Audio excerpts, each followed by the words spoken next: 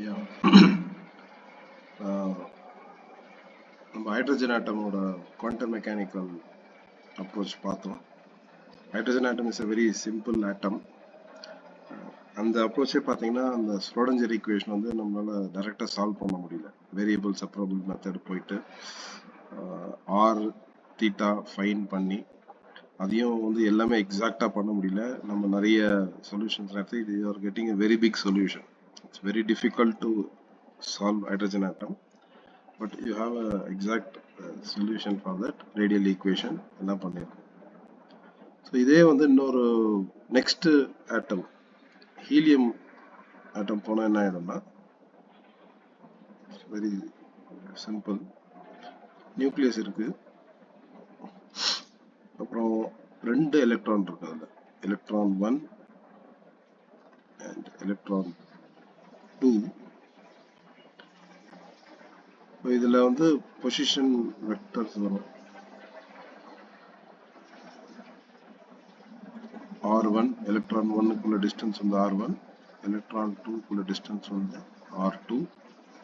the distance between the two electrons இது நம்ம vector மாதிரி கன்சிடர் பண்ணா R1 2 the distance between two electrons. இதான் வந்து ஒரு ஹீலியம் ஆட்டமோட இது. ஸோ இதுக்குள்ள ஹாமில்டோனியன் நம்ம வந்து எழுதணும் அப்படின்னா இதை நம்ம குவாண்டம் மெக்கானிக்கலாக ஸ்டடி பண்ணால் இதுக்கு வந்து ஒரு ஹாமில்டோனியன் வேணும். அந்த ஹாமில்டோனியன் வந்து என்னன்னா ஃபர்ஸ்ட் எலக்ட்ரானோட கைனடிக் எனர்ஜி. உங்களுக்கு தெரியும் ஹாமில்டோனியன் வந்து kinetic energy plus potential energy T plus V. First electron oda kinetic energy we can write it like this: minus h cross square by 2m into del 1 square. First electron oda position in the del dou square by dou x square plus dou square by dou y square plus dou square by dou z square. இந்த பொசிஷனை வந்து நம்ம குறிக்கிறது. If you take this as an origin, இந்த nucleus வந்து ஆரிஜினா வச்சுட்டு பண்ணா இது வந்து இது வருது. This is the first term minus h cross square by 2m into del 2 square. Second எலக்ட்ரானோட பொசிஷனை வச்சு del 2 வரும். அதுக்கப்புறம் வந்து நமக்கு பொட்டன்ஷியல் எனர்ஜி டேர்ம் வரும். பொட்டன்ஷியல் எனர்ஜி டேர்ம் என்னன்னா the interaction between first electron and the nucleus. Okay, அது வந்து potential energy term. So it will be plus E, charge of the nucleus in the E into minus E வந்து minus ஆயிடுது. So Z into minus E square by 4 pi epsilon naught R1. இது வந்து potential energy between nucleus and the first electron. Potential energy between nucleus and the second electron on the same thing, Z square 4 pi epsilon naught R2. These both are attractive force. Okay, அதுக்கப்புறம் இன்னொரு potential இருக்கு. என்னன்னா the potential between first electron and the second electron. இது ரெண்டுத்துக்கு நடுவுல ஒரு repulsive force இருக்கு. அதையும் வந்து நம்ம இன்க்ளூட் பண்ணுவோம். So minus into minus plus E square by 4 pi epsilon naught R12. So இதுதான் வந்து ஹாமில்டோனியன். நீங்கள் ஃபர்ஸ்ட் ஹைட்ரஜன் ஆட்டம் பார்க்கும்போது ஒரே ஒரு டேர்ம் கைனடிக் எனர்ஜி டேர்ம், இது வந்து ஃபுல்லாக கைனடிக் எனர்ஜி டேர்ம், இது வந்து பொட்டன்ஷியல் எனர்ஜி டேர்ம். ஒரே ஒரு கைனடிக் எனர்ஜி டேர்ம் வந்தது, ஒரு பொட்டன்ஷியல் எனர்ஜி டேர்ம் இருந்தது. அதை சால்வ் பண்ணவே வந்து வெரி டிஃபிகல்ட். ஓகே, இப்போ இதில் என்னன்னா இந்த டெல் 1 ஸ்கொயர்ன்றது வந்து என்னன்னா டோ by dou x1 plus dou by dou y1 plus dou by dou z1. 3 variables இருக்கு. del 2 வந்து என்னன்னா position of the second electron வந்து dou by dou x2 plus dou by dou y2 plus dou by dou z2. So total வந்து you have 6 variables. So இந்த 6 variables வச்சு Schrodinger equation solve பண்றது வந்து highly impossible. It's very very difficult. நீங்க பாத்தீங்க அந்த hydrogen ஆட்டமே வந்து ஒரே ஒரு எலக்ட்ரான் ஒரு புரோட்டான் இருந்தாலுமே வந்து ரொம்ப காம்ப்ளிகேட்டடா போகுது. ஓகே, ஸோ இது வந்து இட்ஸ் வெரி வெரி டிஃபிகல்ட். இது வந்து முடியவே முடியாதுன்னு சொல்லலாம். ஓகே, ஸோ இந்த மாதிரி ஒரு ஒரு ஆட்டம் வந்து நம்ம ஹைட்ரஜன்ல இருந்து இது போகும்போது இவ்வளோ கஷ்டமா இருக்கும்போது, அப்போ நம்ம எப்படி வந்து அந்த ஈக்குவேஷன்ஸை சால்வ் பண்றது அப்படின்னா, இதுக்கு வந்து என்னன்னா நமக்கு வந்து we should know the ground state energy.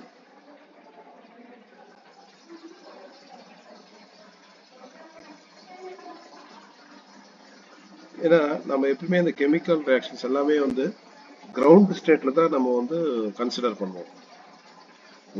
ஒரு ஹைட்ரஜன் ஆட்டம் இன்னொரு ஹைட்ரஜன் ஆட்டம் கிரவுண்ட் ஸ்டேட்ல இருந்து ரெண்டும் வந்து இன்ட்ராக்ட் ஆகி ஒரு பாண்ட் ஃபார்ம் ஆகும். எக்ஸைட்டட் ஸ்டேட்ல வந்து நம்ம ஜாஸ்தி படிக்கிறது இல்லை. Okay, so always we study ground ஸ்டேட்ல தான் வந்து நம்ம பண்ணுவோம். ஸோ நமக்கு அந்த ground state energy E naught வந்து நமக்கு கிடைச்சா போதும். நம்ம ஏன் இந்த ஸ்க்ரோடஞ்சர் ஈக்குவேஷன் சால்வ் பண்ணோம்? இந்த ஸ்க்ரோடஞ்சர் ஈக்குவேஷனை சால்வ் பண்ணா நமக்கு சை கிடைக்கும். அந்த சைல இருந்து நமக்கு இ கிடைக்கும். நம்ம ஆல்ரெடி ஹைட்ரஜன் ஆட்டம் பார்த்தோம். இ நாட் ஈக்குவல் டு இஎன் equal to 13.35 by a square அந்த மாதிரி. ஸோ அதுல இருந்து நம்ம இ நாட் கண்டுபிடிப்போம், கிரவுண்ட் ஸ்டேட் எனர்ஜி. ஸோ இதெல்லாம் சால்வ் பண்ணா நமக்கு அந்த இ நாட் வேல்யூ கிடைக்கும். ஸோ எனி அதர் மெத்தட் இருக்கா இந்த மாதிரி ட்ரெடிஷ்னலா சால்வ் பண்ணிட்டு போக மெத்தட் இருக்கான்னு கேட்டா, அதுக்கு தான் வந்து வி யூஸ் அப்ராக்சிமேஷன் மெத்தட்ஸ். இந்த மாதிரி நம்ம ட்ரெடிஷ்னலா ஸ்க்ரோடஞ்சர் ஈக்குவேஷன் சால்வ் பண்ணாம we use approximation methods.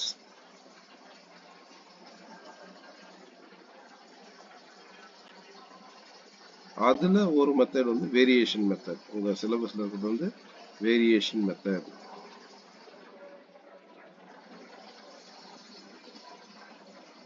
இந்த வேரியேஷன் மெத்தட் வந்து என்ன பண்ணுவாங்கன்னா, இது வந்து வெரி சிம்பிள். ஒரு அப்ராக்சிமேட் வேவ் ஃபங்க்ஷனை வந்து கெஸ் பண்ணுவாங்க. They will actually what they will do is they will give approximate wave function. Approximate wave function. Function வந்து கெஸ் பண்ணுவாங்க. Guessing the approximate wave function. Okay. Guessing the approximate wave function. உங்களோட ப்ராப்ளத்தை வந்து அவங்க பார்த்துட்டு, okay இதுதான் வந்து physical problem, இந்த ப்ராப்ளத்துக்கு இந்த மாதிரி வேவ் ஃபங்க்ஷன் வரலான்னு சொல்லிட்டு ஒரு அப்ராக்சிமேட்டா ஒரு வேவ் ஃபங்க்ஷன் வந்து அவங்க வந்து கெஸ் பண்ணுவாங்க. இந்த அப்ராக்சிமேட் வேவ் ஃபங்க்ஷன் வந்து என்ன இருக்குன்னா, it will be nearly equal to original wave function இருக்கும். ஓகே, இதை வச்சு என்ன பண்ணுவாங்கன்னா, ஃபார் கிரவுண்ட் ஸ்டேட் தான் அப்ராக்சிமேட் வேவ் ஃபங்க்ஷன்.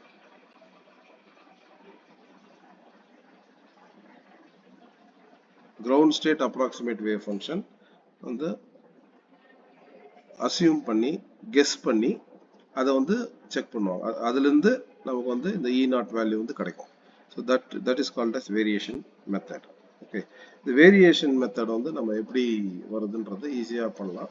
இப்போ உங்களுக்கே தெரியும், ஸ்க்ரோடஞ்சர் ஈக்குவேஷன் நம்ம சொல்ற மாதிரி ஹெச் வந்து ஒரு ஆப்ரேட்டர். நான் ஃபர்ஸ்டே சொன்னேன், குவாண்டம் மெக்கானிக்ஸ்ல வந்து ஆப்ரேட்டர் இருக்கும். இந்த ஆப்ரேட்டர் வந்து if it operates on psi, you will get eigen value E into psi. இதுதான் வந்து நமக்கு தெரியும், இந்த ஈக்குவேஷன் வந்து தெரியும். இதுதான் ஸ்க்ரோடஞ்சர் டைம் டிபெண்டன்ட் வேவ் ஈக்குவேஷன் இந்த மாதிரி வரும்.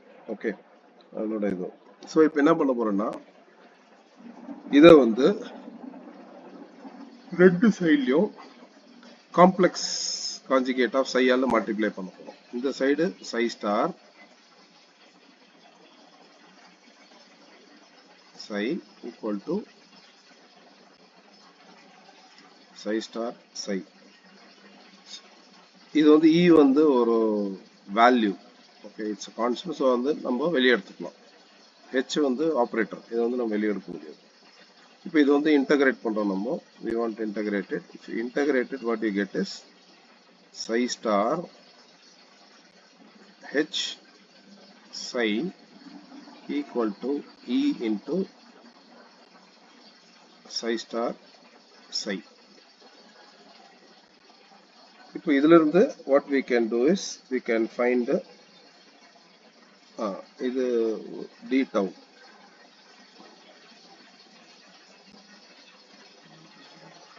இந்த d tau வந்து என்னன்னா, it is nothing but d by dx1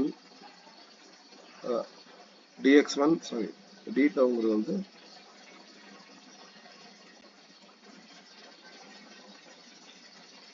dx dy dz அதான் வந்து d tau. So from this we can write that in the e இந்த பக்கம் வச்சிட்டு we can have integration psi star h cross psi into d tau divided by integration psi star psi d tau. So we can find energy using this equation. இந்த equation வந்து என்னன்னா இந்த trial wave function இருக்குல்ல, we have a trial wave function or guess wave function. அந்த wave function வந்து நம்ம இதுல போட்டிங்கன்னா you will get it.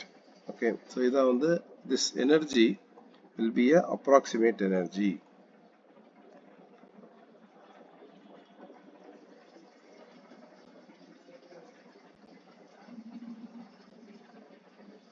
Approximate energy, or this we can write it as E equal to integration phi star. ஏன்னா இது வந்து original wave function, நமக்கு அது தெரியாது. நம்ம என்ன பண்றோம், அப்ராக்சிமேட் எனர்ஜி வரணும்னா phi star h cross phi d tau divided by integration phi star phi into d tau. So இதுதான் வந்து பண்ணணும். ஸோ இதை வந்து நாங்கள் கிரவுண்ட் ஸ்டேட் ஃபங்க்ஷன் வரும் for ground state.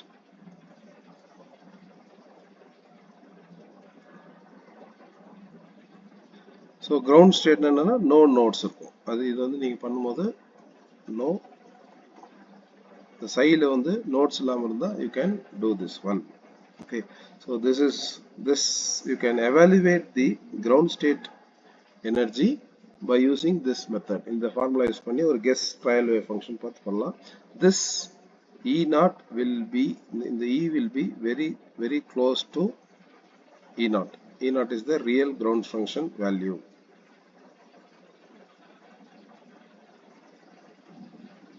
Ground state value இதுக்கு அப்ராக்சிமேட்டா கொஞ்சம் கிட்ட இருக்கும். ஸோ எல்லாமே வந்து பர்ஃபெக்டாக கிடைக்காது, நமக்கு அப்ராக்சிமேட்டாக கிடைக்கும். ஸோ இதுதான் வந்து வேரியேஷனல் பிரின்சிபல். ஓகே.